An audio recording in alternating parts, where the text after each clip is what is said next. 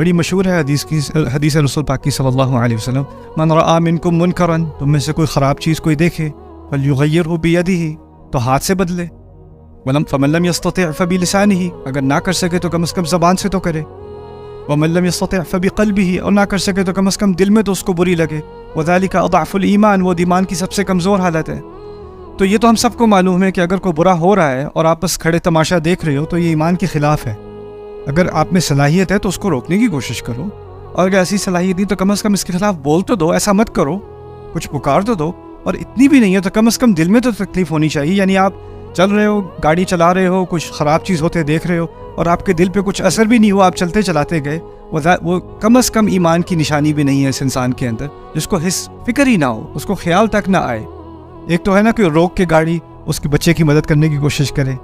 یا کچھ ہیلپ کرنے کی کوشش کرے، ایک ہے کم از کم کھڑکی نیچے کر کے کچھ کہہ تو دو، نہیں کرو بھائی ایسا، کیا کر رہے ہو، کم از کم زبان سے۔ لیکن اگر اس میں سے کچھ بھی نہیں ہے اور احساس تک نہیں ہے تو وہ پھر ایمان کا نہ ہونے کے برابر ہے وہ چیز۔